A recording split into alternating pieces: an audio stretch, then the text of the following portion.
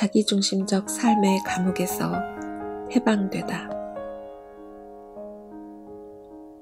1949년 8월 20일 워싱턴 포스트지 일면에 약간 희한한 헤드라인이 실렸다. 귀신의 소나기에 잡혀 있었던 마운트 레이니어의 남자아이 신부를 통해 자유를 얻다.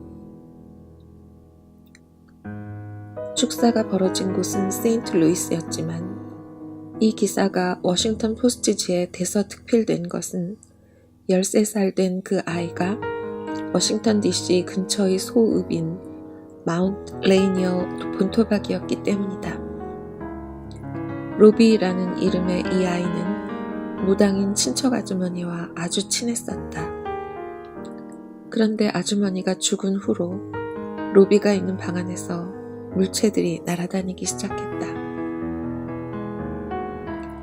로비의 가족들은 자기들의 사제인 워싱턴 DC 성 스테반 루터 교회의 마일즈 슐츠 신부에게 도움을 청했다.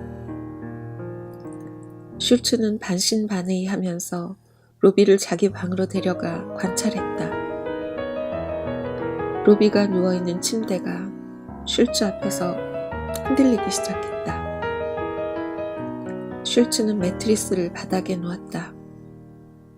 그러자 어느새 로비가 누운 채로 매트리스가 다시 침대 위로 올라가 있었다. 당황한 슐츠는 로비의 가족을 성 제임스 천주교회로 보냈다. 그 교회의 어느 젊은 사제가 축사의식을 맡았다가 경험 부족으로 단단히 혼이 났다. 축사의식 도중에 로비가 침대 스프링을 뜯어서 사제를 어깨부터 팔목까지 후려쳐 120바늘도 더 꿰매야 하는 상처를 입혔던 것이다.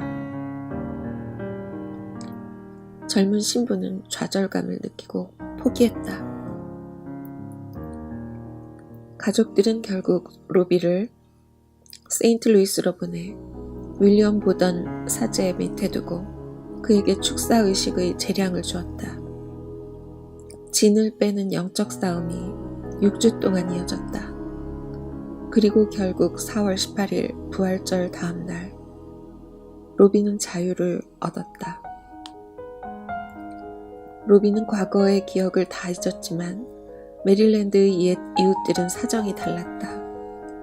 로비의 가족이 살던 집은 곧 귀신의 집이 되었고 로비 일가가 세인트루이스로 이사간 뒤로 그 집은 마운트 레이니어의 팔리지 않는 애물단지가 되었다.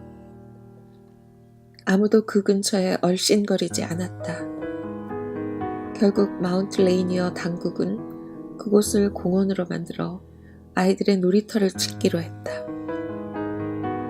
그런 사건에 뒤따르는 공포와 의혹을 감안해 시 당국은 집을 완전히 허물고 땅까지 깊이 파낸 다음 외부에서 공수한 새 흙으로 구덩이를 메웠다. 한 아이가 영적인 흑암 중에 살던 곳에서 지금은 아이들이 뛰어다니며 술래잡기를 하고 가족들이 산책하며 피크닉을 즐기고 있다. 한때 쓸모없이 버려졌던 곳이 새 생명을 얻은 것이다. 어떤 의미에서 이것은 하나님이 우리에게 해주시려는 일을 생생히 보여주는 그림이다. 꼭 귀신에 씌어야만 자기중심적 삶의 감옥에서 해방이 필요한 것은 아니다. 우리는 구습에서 헤어나지 못하고 있고 권태롭거나 지리멸렬한 삶에 갇혀 있으며 헛된 욕망과 재물에 매여 있다. 실제로 우리는 새롭게 되는 과정이 필요하다. 우리의 영혼을 깊숙이 파내어 옛 삶의 터전에 새 삶을 세워야 한다. 하나님은 우리를 그분의 형상을 지닌 자로 지으셨다.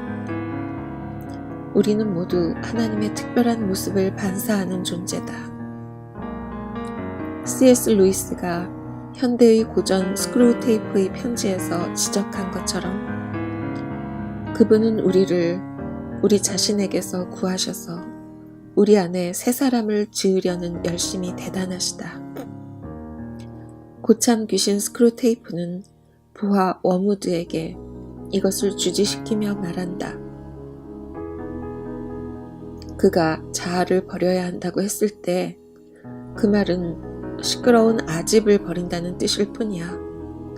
일단 그들이 그렇게 하면 그는 정말로 그들의 개성을 다 돌려주지. 난 그들이 전적으로 그의 것이 될 때 오히려 이전보다 더 자기다워질 거라고 장담하네. 그러니 방심하지 말고 지켜보라고.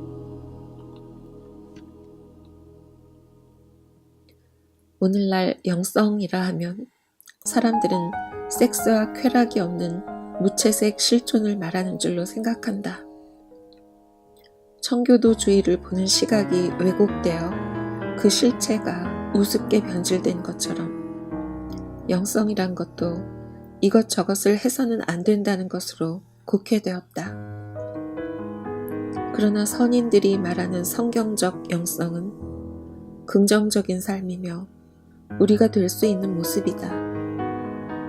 그리스도의 영적 성품 가운데 자라는 법을 배운다고 해서 당신 자신의 삶을 잃는 것은 아니다.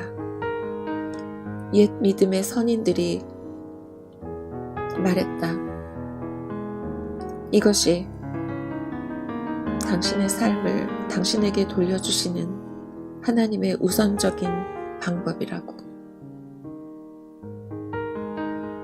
우리 안에 있는 그분의 생명을 경험한다는 것은 곧 예수께서 내가 온 것은 너희로 생명을 얻게 하고 더 풍성히 얻게 하려는 것이라고 약속하신 그 삶 속으로 들어가는 것이다. 이런 변화가 처음 하나님을 믿게 되는 소위 회심의 순간에 즉시 일어나기를 바라는 사람들도 많이 있다. 그러나 회심은 그 시작에 지나지 않는다. 우리에게는 첫 회심 이상의 것이 필요하다. 바라던 자유와 변화가 오지 않았거나 잠깐 나타났다가 슬그머니 사라졌기 때문이다. 우리는 이 사실을 부정하거나 외면하고 싶을지 모른다. 진정한 영적 성장과 영성 개발에 다소 수고스러운 과정을 피해가기를 원한다. 그러나 옛 신앙의 선배들은 속지 않았다. 그들은 성품의 변화라는 고되지만 보람된 작업을 누구나 겪는 정상 경로로 보았다. 나쁜 습관을 끊는 데나 좋은 습관을 들이는 데나 시간이 걸리는 것은 상식이다. 기꺼이 배워서 안에서부터 변화하려는 마음이 있다면 그 사람은 결국 참된 지속적 변화를 보게 될 것이다. 네어드림의 영성 중에서 게리 토마스 지음 CUP